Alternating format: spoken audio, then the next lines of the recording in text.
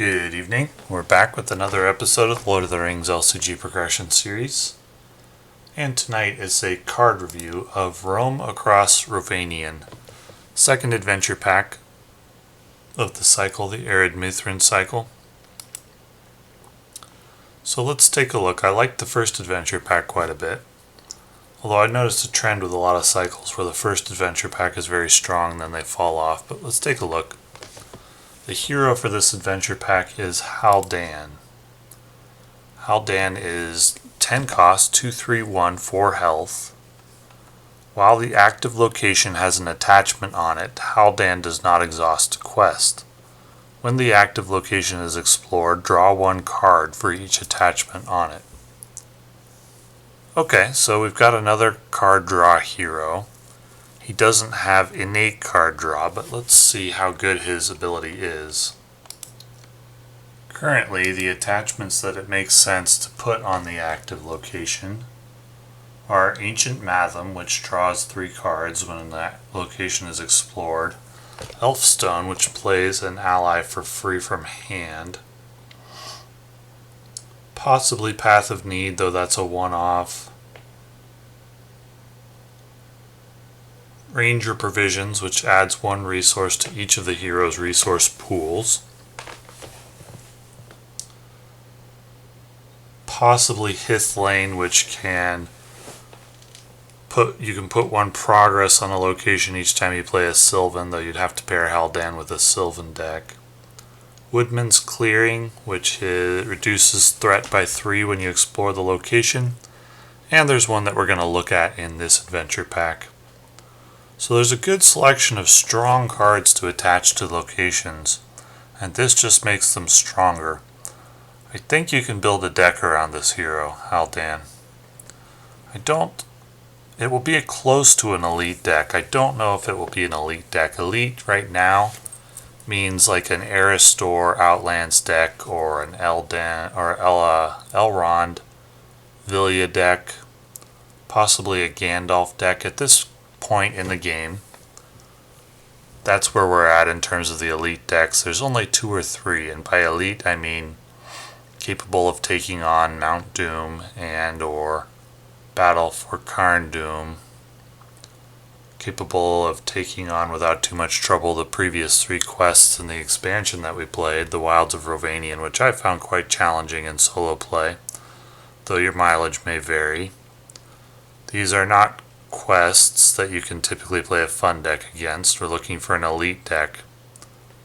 And is it possible to build a Haldan deck that beats Mount Doom, that beats Battle for Carn Doom? I think it might be. Those are the 2 hardest quests in the game at the moment. I think this hero is very strong. His stats are not bad considering the card draw he provides. 2/3/1. 3 attack out of lore is pretty rare. He's not going to be a primary attacker or defender with those stats, but given that his card draw ability is quite strong if you build around it, I like this hero a lot. Looking forward to playing with him some. I think his card draw abilities are very good. So I'm looking forward to it. Very good hero. I think over the course of a game he could potentially draw you easily 3 or 4 cards. In a longer game like the one I just played, it could be a lot more than that. You'll get to the bottom of your deck before you get to the end of the game. He's not going to draw as many as Aristor, certainly. But combined with Ancient Mathem, he's going to draw a lot. Combined with Elfstone, he's going to provide cost reduction. That's very, very strong. And also threat reduction with the Woodman's Clearing. So he buffs cards that were already pretty close to good, very close to good, and makes them better. And I think he's a very strong hero. Wiglaf, 5 cost, 2/2/1/3. After you play Wiglaf, play an item attachment on him from your hand for no cost. He's Dale. Action, exhaust an attachment on Wiglaf to ready him. So his stats are very weak for his cost. I wonder if his cost is so high because of King of Dale, if he's meant to have his cost reduced with that. But I don't like cards like that where their cost is so high because they're counting on another card to play them. I don't generally consider such a card strong, so let's analyze him on his own merits. 2-2-1-3 is very weak for 5 cost. You get a free attachment. Most of the attachments in a Dale deck are fairly cheap. 1 cost or 0 cost, but potentially 2 cost. He is a warrior. You could play the warrior item that counts as 2 restricted attachments on him. Raiment of something. And then you can exhaust an attachment on him to ready him once per phase. So if you put multiple attachments on him, you could ready him multiple times per round. Well, it's a card that could get strong if you put a lot into him. So I guess after you've got all the cards that you need on your King of Dale, then you start putting cards on Wiglaf to ready him multiple times and take advantage of the items you've placed on him. So let's say this card costed 4 instead. On average, you play a 1 cost attachment on him for free. It's still overcosted by a lot. If you could ready him once per round, that would be worth 2 cost and a card. And with an attachment on him, you can do that at least once per round. Because Unexpected Courage readies a champion or a hero once per round, and that's worth 2 cost and a card. So this card appears more expensive than it actually is. First of all, you get a free attachment, and then he's got a free Unexpected Courage built into him once he's got an attachment. That will bring his cost down to 2 cost for 2-2-1 stats. And if you get a second attachment on him, like a 0 cost attachment, you get the benefit of that attachment, and you get an additional Unexpected Courage, provided you use it in different phases. You'd probably use one in the quest phase and then one in the attack or defense phase. This is a good card for a Dale deck. I would include it in a Dale deck for sure. It isn't going to be a good early game card. It's probably best used with King of Dale. You're not going to like to save up 5 resources very often because it takes a long time of doing nothing in order to do that if you're just saving up 1 resource at a time. But if you got King of Dale or Steward of Gondor or some kind of acceleration, and you can get this card out in a reasonable time frame, he's very good in a Dale deck. I don't think he's very good outside of a Dale deck, but that's true of a lot of the Dale cards. The reason I don't think he's very good outside of the Dale deck is that you cannot reliably you won't be able to use King of Dale to get him out. He needs to come out relatively early to be strong in solo play. All cards do. Any card in solo play where you're not going to be able to play it until late game is likely going to be too late to influence the game because solo games tend to be decided fairly early. Phase 1 most of the time. It's rare that there's a quest that's really decided late. Such quests tend to be very difficult and punishing because you can easily invest a half an hour or an hour in a quest and then fail it multiple times, and then it can be very time consuming to playtest and figure out what went wrong and craft something that will win. So outside of Dale, without the benefit of King of Dale, this card's going to be very slow. Even if you're playing items that you can use to take advantage on him. And outside of Dale, you're probably not going to be playing that many items, and therefore he's going to sit in your hand waiting for his optimal usage, which is with an item. So I think this card is best used in Dale, and I probably wouldn't use it outside of Dale. But in the Dale deck, definitely, he's good. Slow, but good.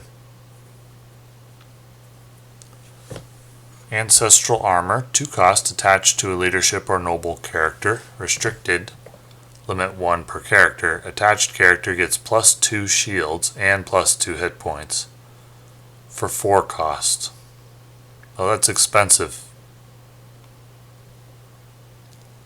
But man, is that good with Wiglaf. With Wiglaf, that card is insane. And that makes Wiglaf a lot better, like way, way better.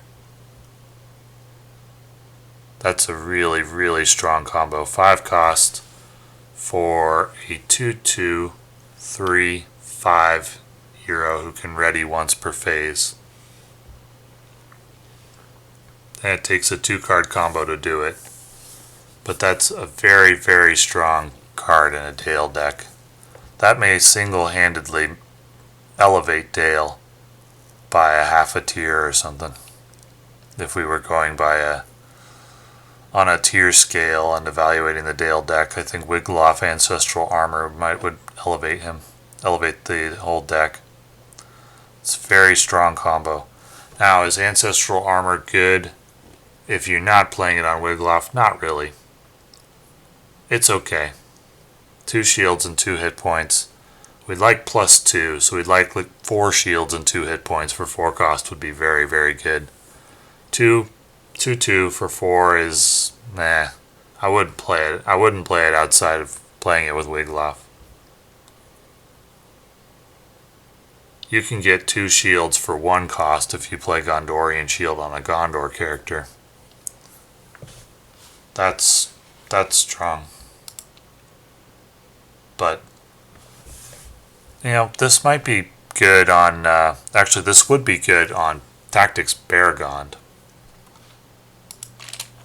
Tactics Baragond reduces the cost of weapons and armor by 2.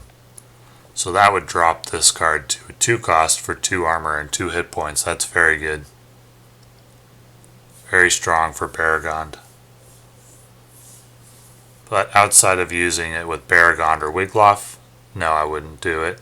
It's not terrible, but I don't think I would use it. There's going to be other cards that do more in the card slot. But with Wiglaf, very, very good. With Baragond, good. Great adventure pack so far. Looking very strong. Glamdring. 1 cost, guarded, enemy or location, attached to a hero or Gandalf. Restricted. Attached character gets +2 attack.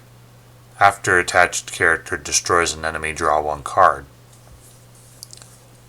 Okay. Well, so far I haven't been too keen on the guarded attachments because while they've been very strong, the caveat of needing to reveal an encounter card, an enemy or location to guard them, is a huge negative in the early game because you almost never want to reveal an additional encounter card early in the game.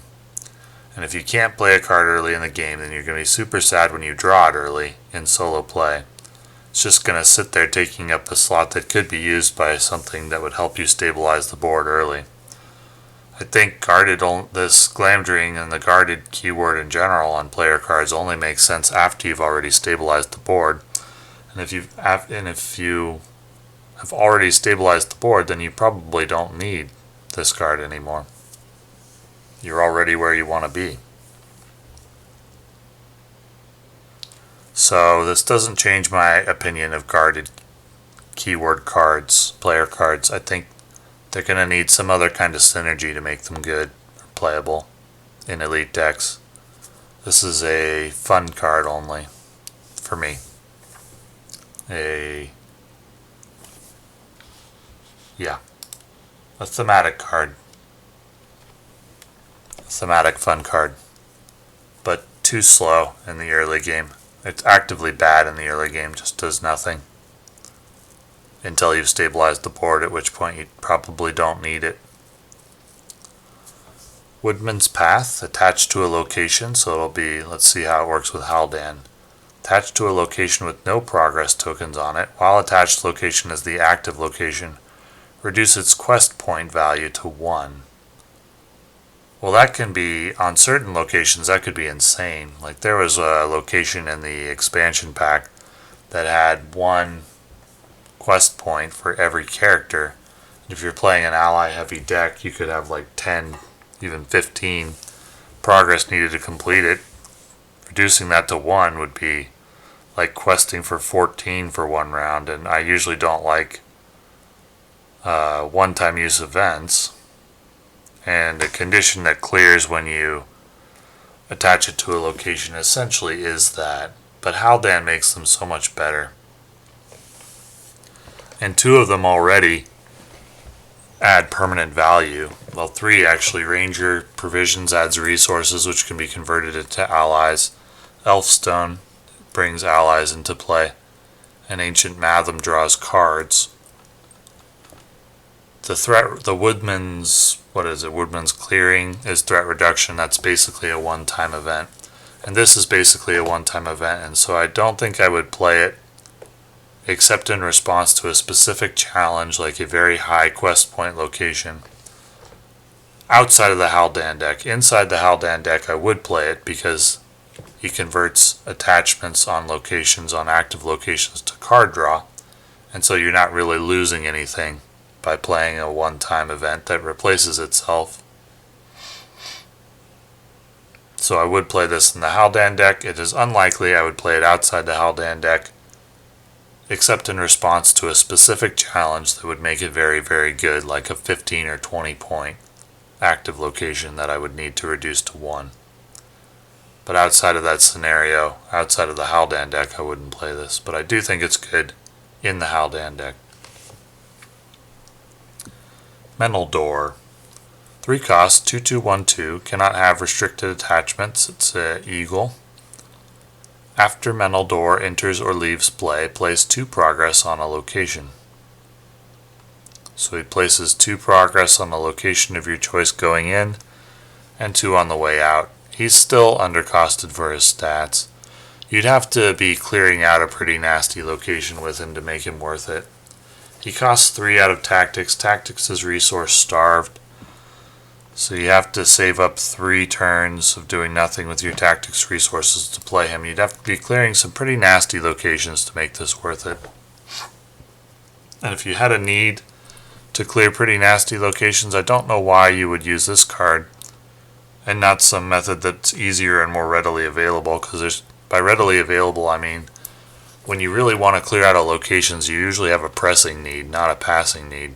It's usually like, okay, I want to clear this out ASAP, or I'm going to get location locked, or I'm not going to be able to complete a quest in a timely manner, or something like that. With Mental Door, he's not going to be used in a timely manner a lot of the time because he costs 3, and you may not always have 3 Tactics resources unless you're saving them all the time, especially for him, and that doesn't usually make sense to do. Though you can play that way, and you might do so if you were playing like a fun thematic Eagles deck.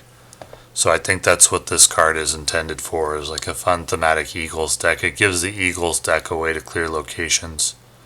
So it elevates the Eagles deck a little bit, but it's not going to elevate the Eagles deck to elite status. And I don't think you play this card outside of an Eagles deck because there are more efficient ways, more readily available ways to accomplish the objective of the ability. And the stats don't warrant playing it because he's understated for his cost. So, fun thematic card. Similar to Glamdring, I think. Flight of the Eagles, 0 cost, return an eagle ally to your hand. To shuffle a set-aside Eagle of the North into the encounter deck, then remove Flight of the Eagles from the game. So you have to replay one of the Eagles. And let's check out Eagle of the North. It's a encounter card, which means it sits out of play. It doesn't take up a spot in your deck, but it sits out of play until it's placed in play by another card.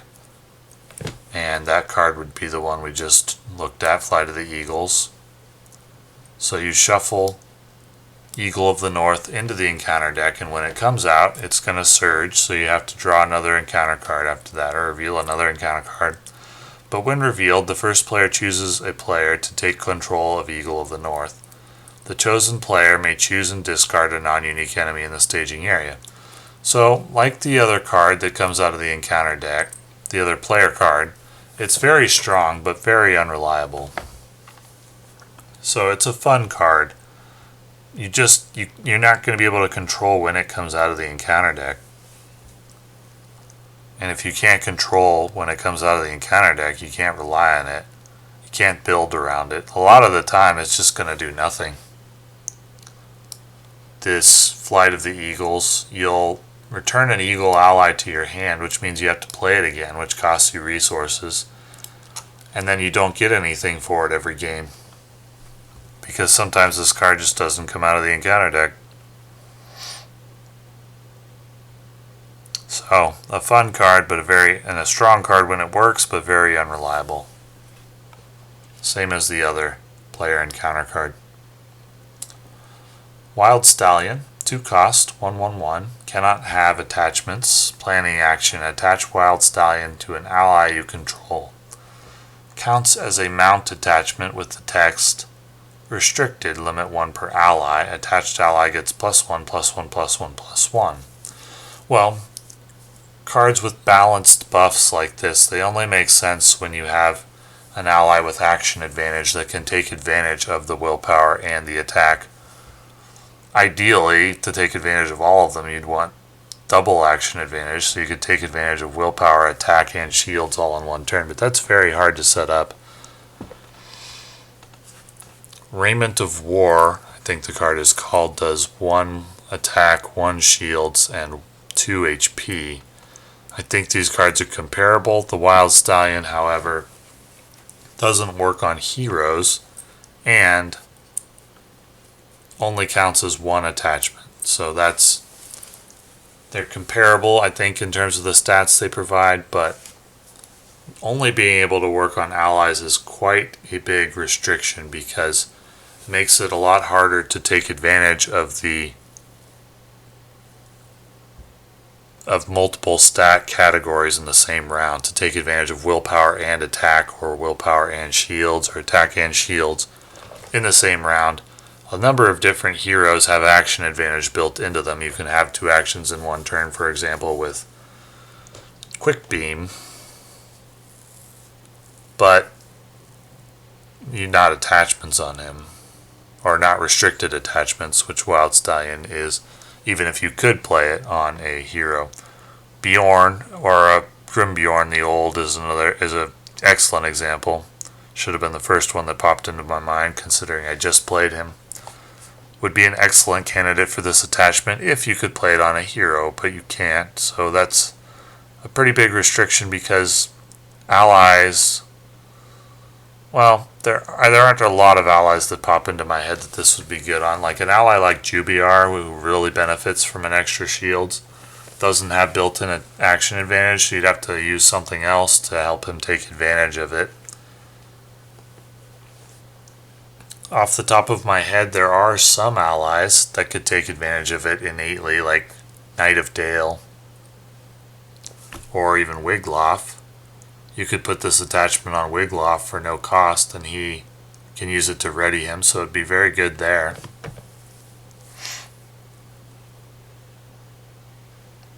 There are situations where this card makes sense to use. I don't think it's going to be phenomenal, though. It's just going to be okay. Versatile. 2 stat for 2 cost, essentially. I think you need cost reduction to make it good. Needs to be free. So it could go on Wiglaf and it'd be good there. But if it's not free, it's not good. It's not good at 1 cost. It seems like it would be 1 cost for 4. It seems like it's 2 cost for 4 stats. But functionally it's 2 cost for 2 stats. And only if you've got action advantage. Otherwise it's 2 cost for 1 stat. So it's very, very difficult to take absolute full advantage of this card's buff. It's unlikely you're going to take full advantage of it in any one round. So if you're playing it and thinking this is a really good card, it's going to be because of its versatility. because it enables you to do multiple things at different times, but never all at once. And versatility is worth something, but often it isn't worth anything if you don't need the versatility. You'd rather have, for example, 2 willpower and 2 attack and leave out the shields and the hit points, or not 2 attack and 2 shields and leave out the willpower and the hit points. That would be a very strong card. 1/1/1/1 is too spread out to take advantage of most of the time. So I think this needs cost reduction to be good, and that means Wiglaf. Wouldn't work on Baragon, he only reduces armors and attachments. In that situation it's good, otherwise it's just okay. If you're playing it and not attaching it, it's bad.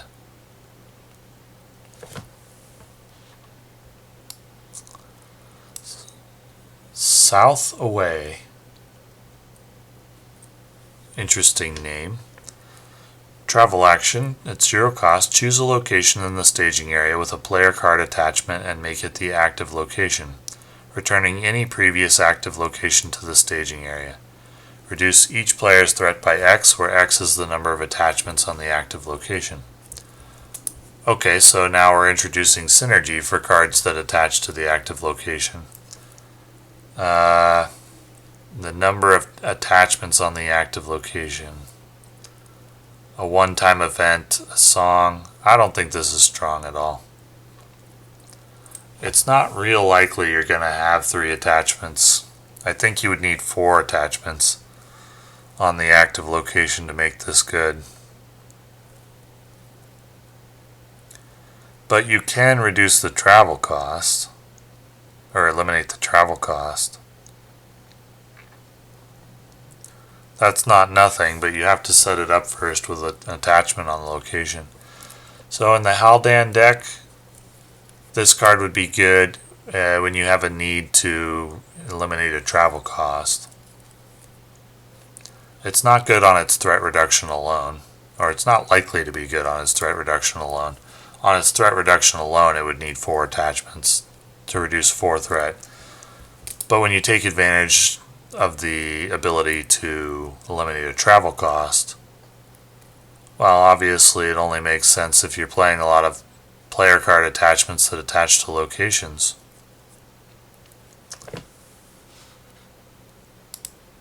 Of the cards I mentioned that we likely would play, Ancient Matham. Elfstone only goes on an active location, so it wouldn't be usable with that. Ranger Provisions can go on any location. Hithlane could, Woodman's Clearing can, Woodman's Path can. So yeah, there's some options for reducing travel costs. This could be a good card in the Haldan deck against certain threats. Overall, a very strong adventure pack. I like this one quite a lot. It's very close to a must-buy for me, if not a must-buy. For a Dale player, I think it's an easy recommendation. For players looking for new heroes to build a deck around, haven't play tested Haldan yet, but my feeling is that he's likely to be very strong. And the new template he's presenting, the attach things to the active location template, for lack of a better word, seems like it's going to be very good. I don't know if it's going to be elite, but it's going to be very good. And Dale, I don't know if it's going to be elite still, but it's going to be very good. Even better with Wiglaf and Ancestral Armor, and possibly with Wild Stallion as well. So, thanks for watching.